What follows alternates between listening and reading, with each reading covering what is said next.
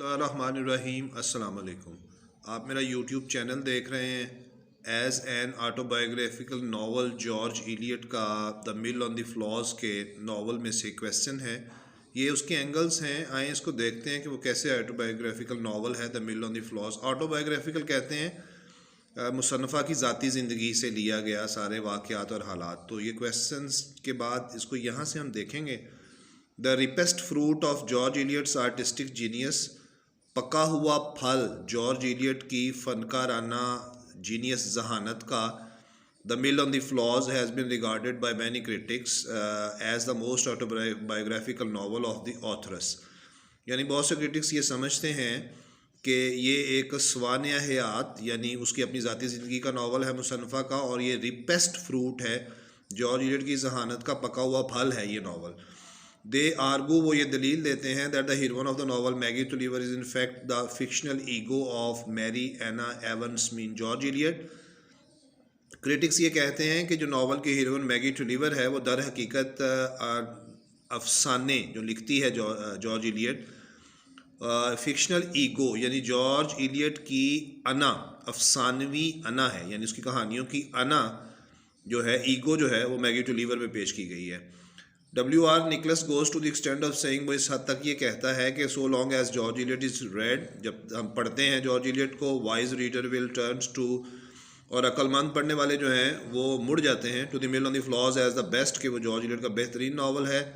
The truest and the most authoritative account of our own complex character, और एक सच्चा तरीन और बड़ी ताकत वाला शुमार हिस्सा पैराग्राफ नावल है उसके अपने पेचीदा किरदार का। Similarly F. R.. Levi's drawing close parallel between Maggie and George Eliot remarked, वो भी एक नज़दीक का मुआजना पेश करता है, कहता है कि that Maggie is essentially identical, Maggie को हम ज़रूरी तौर पर शनाख्त समझ सकते हैं with a young Mary Evans we all know, George Eliot के साथ जिसको हम सब जानते हैं। Yet the novel can not be term as an autobiography, ये उसकी ज़ाती ज़िंदगी का नावल नहीं समझा जा सकता। Is the strict sense of the term, इस तरकीब, इस अदबी तरकीब के की सख्त तरीन तफ्तीश में, it does not project the life of the author in its entirely, ये नावल जो है मुसन्नफ़ा की ज़िंदगी को प्रोजेक्ट नहीं करता मुकम्मल तौर पर। We may find the life of the protagonist,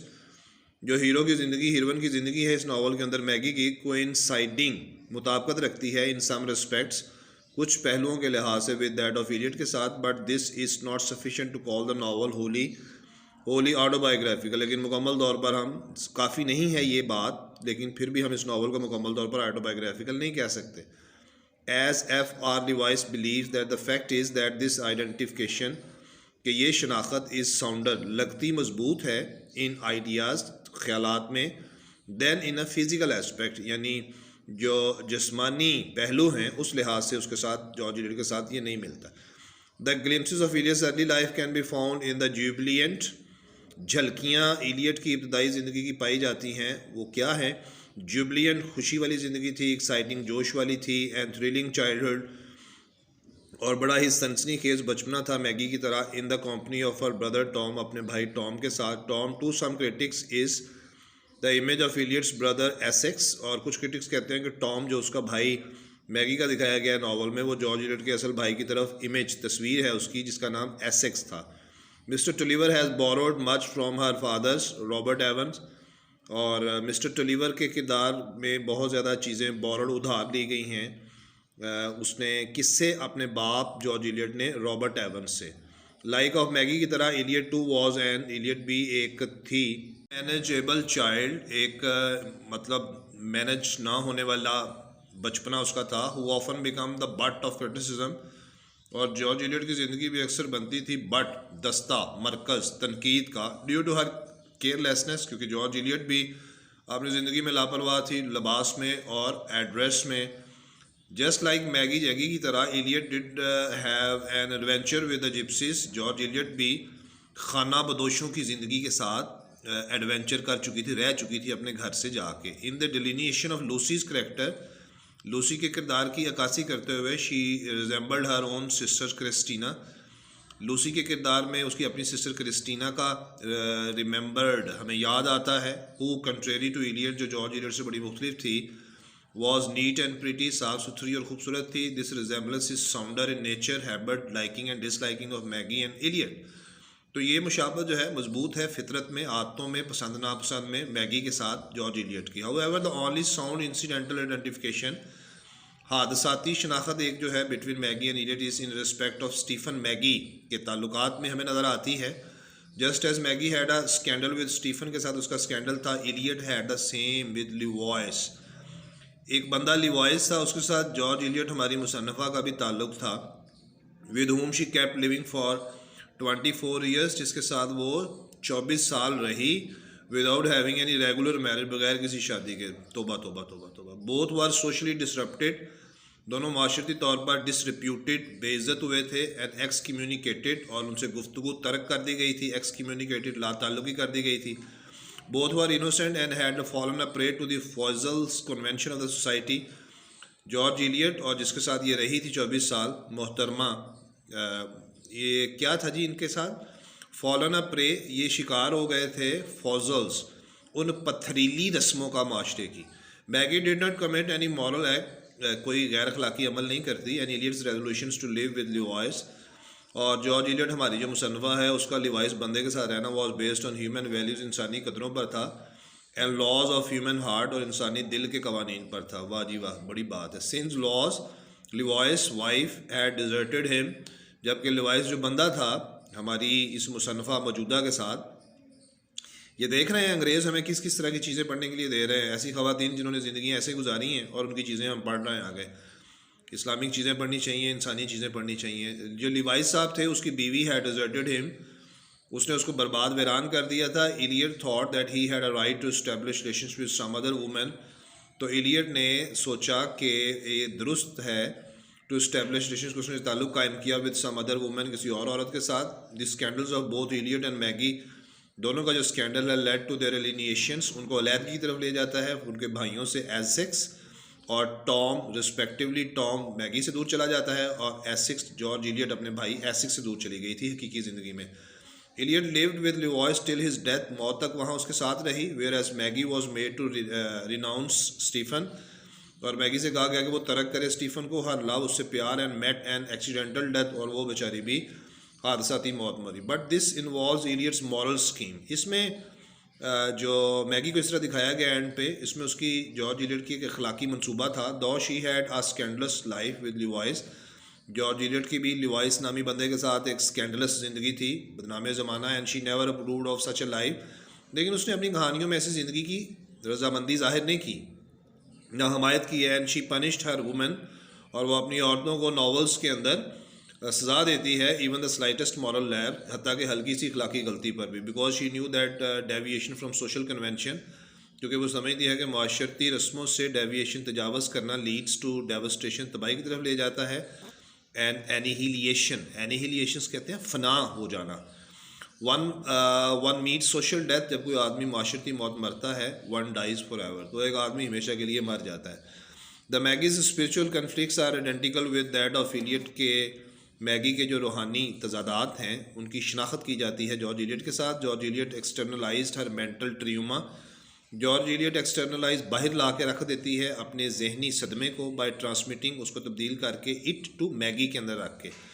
Elliot too like Maggie was torn between duty and desire, Eliot की तरह मैगी भी अपने इस नावल में फ़र्ज़ और ख्वाहिश, यानी दिल और दिमाग, ड्यूटी दिमाग से होती है, डिज़ायर दिल से होती है, दिल और दिमाग के तजाद का शिकार थी. बिटवीन डाउट एंड बिलीफ, अकीदे और शक के.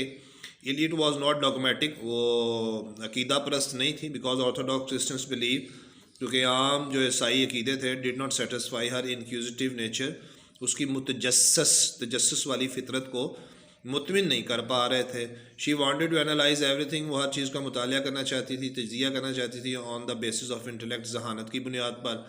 On the other hand she had a profound sense, उसमें एक बड़ी आलम फाजल किस्म की सेंस भी थी. किस चीज़ की? Of the eminence of God, कि खुदा जो है उसका इस्तेहकाम हर तरफ मौजूद है, यानी अल्लाह हर तरफ मौजूद है. This gave rise to a strong spiritual, ये चीज़ देती है जॉर्ज इलियट और मैगी के अंदर एक मजबूत रूहानी कन्फ्लिक्ट इन हर माइंड, रूहानी तजाद उसके जहन में उठाता है, which led her to the accusations of agnosticism, जो कि ये रूहानी तजाद जॉर्ज इलियट के अंदर ले जाता है, उसके ऊपर एक एक्यूजिशन, एक इल्ज़ाम लगता है ऑफ एग्नोस्टिसिज्म, कि वो अल्लाह के वजूद के बारे में शक्की अकीदा है, रखती है। But she was not agnostic, लेकिन वो शक्की अकीदे की औरत नहीं थी। मतलब शक्की अकीदे से कहते हैं कि अल्लाह के बारे में यकीन कभी होना कभी ना होना, इस तरह की फीलिंग्स भी उसके बारे में इल्ज़ाम तराशी उस पर होती रही है। In fact she never reach the certitude of believe, वो अकीदे के यकीन तक, कि अकीदा क्या होता है, अल्लाह पे यकीन रखना अकीदा जो होता है ना, उसके यकीन के अकीदे तक नहीं पहुंची थी। Maggie too underwent the throes of this spiritual conflict, Maggie के अंदर भी नीचे नीचे भागती हुई हमें ये लहर नज़र आती है, थ्रॉस, थकावट नज़र आती है रूहानी तजाद की, जैसे कि जॉर्ज इलियट में थी। She was torn between duty and love, मोहब्बत और फ़र्ज के दरमियान टॉर्न, वो फटी हुई थी, उलझी हुई थी, अलग हुई थी। शी लव स्टीफन पैशनेटली, जज्बात से वो स्टीफन से मोहब्बत करती है, but at the same time she was morally bound by her duty, वो अखलाकी तौर पर अपने एक फ़र्ज़ के साथ भी जुड़ी हुई थी फिलिप्स और लूसी के। This conflict ultimately claims her life, और यही तजाद उसकी ज़िंदगी ले लेता है। Maggi was an imaginative and sensuous girl है, हिस्सों से प्यार करने वाली लड़की है, तख्यलाती है, who wanted to enjoy all the beauties, जो ज़िंदगी की सारी खूबसूरतियों से लुत्फ़ उठाना चाहती है। स्कैटर्ड अराउंड हर, जो उसके गिर्द बिखरी हुई थी, scattered, but at the same time she was so prone, वो थी प्रोन, रुझान रखने वाली, टू सेल्फ सेक्रीफाइस, अपनी ज़ात के लिए कुर्बानी देना, बाय नेचर फितरतन, एंड प्लेस्ड बिफोर हर, और अपने आगे रखती है the ideal of renunciation. Renunciation कहते हैं तर्क कर देना, ज़िंदगी जीने की सोच को तर्क कर देना, एंड सेल्फ डिनाइल, और अपनी ज़ात से इनकार कर देने की feelings. It was because of this ideal, यहाँ थोड़ा सा बताता चलूँ, रिनाउंसिएशन एंड सेल्फ डिनाइल आज इस मॉडर्न दौर में दुनिया के बेपनाह आबादी जो है गरीब तबकों की रिनाउंसिएशन का शिकार है, और अपनी ज़ात से इनकार कर चुकी है, और ख़ुद को तकलीफ़ अजियत में रखती है, और अपनी ज़िंदगी के वक़्त तो पूरा कर रही है। इस तरह की कहानी है ये सारी। It was because of this ideal, ये वो मिसाली सोच थी, that when she had to choose between a life of passionate love, जब मैगी को सेलेक्ट करना पड़ता है कि वो जज्बाती मोहब्बत की ज़िंदगी गुजारे स्टीफ़न के साथ, और her duty to her family and position, कि वो अपने ख़ानदान के फ़र्ज़ और हालत को मद्देनज़र रखे। शी चूज़ द लेटर, वो बाद वाली चीज़ को सेलेक्ट करती है, कौन सी, अपने ख़ानदान और अपनी ख़ानदानी हैसियत को। Thus through Maggie Eliot has given vent to her own convictions, George Eliot ने मैगी के ज़रिए वेंट, इजहार दिया है अपने कन्विक्शंस, अकीदों का, सोचों का, अंदाज़ों का, रवैयों का। Because Eliot too believed in the absoluteness of duty, क्योंकि वो भी फ़र्ज़ को पूरा करने, बिल्कुल फ़र्ज़ को पूरा करने पे यकीन रखती है, एब्सोल्यूटनेस पूरा। Eliot denounce self dominance, George Eliot इनकार करती है कि ख़ुद पे गालिब आने को, and Maggie was self sacrificing, और मैगी कुर्बानी देने वाली थी अपनी ज़ात के लिए। The environment in which both Maggie and Eliot were born, माहौल जिसमें मैगी और इलियट दोनों पैदा हुई थी, वॉज नॉट कंड्यूसिव, वो तरगीब देने वाला या मतलब मौक़े देने वाला नहीं था फॉर देयर इंटेलेक्चुअल सेटिस्फेक्शन, उनकी ज़हनी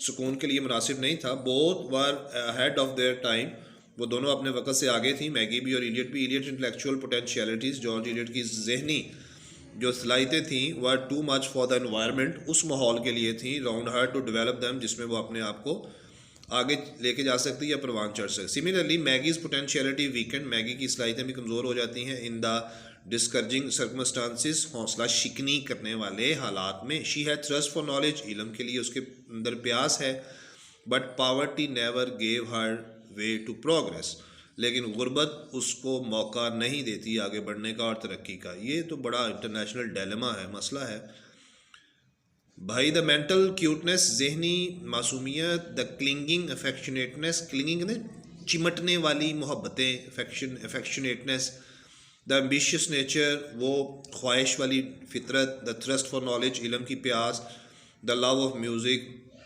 और मौसीकी से प्यार, are the traits of Maggie, Maggie की खसूसियात हैं, in which speaks the very soul of Eliot, और ये दिलचस्पियाँ जो हैं ये जॉर्ज इलियट की भी थी। As the identification is predominantly in thoughts, ये शनाख्त प्रीडोमिनेंटली पहले से गालिब शुदा ख्यालात के ऊपर, कन्विक्शन अकीदों के ऊपर, जॉर्ज इलियट के मैगी के अंदर जो नज़र आते हैं। The critics prefer to call the novel a spiritual autobiography, नकात तरजीह देते हैं पुकार कर इस नावल को रूहानी ऑटोबायोग्राफी, ज़िंदगी जॉर्ज इलियट की, through which we can peep into the very soul of Mary Ann Evans, जिसमें हम जॉर्ज इलियट की का ओरिजिनल नेम मैरी एना एवंस था, उसको पीप इनटू, उसके अंदर, उसकी रूह के अंदर झांक कर देख सकते हैं।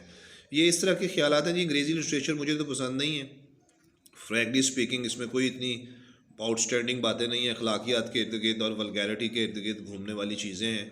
तो मतलब ये देख लें जिस तरह की चीज़ें हमें इशारतन इसमें नज़र आती हैं। Rest of the assignments of M English part 1 part 2 BS literature are available with full translation line by line, word by word in the playlist of my channel. See you next time, next video. Bye bye.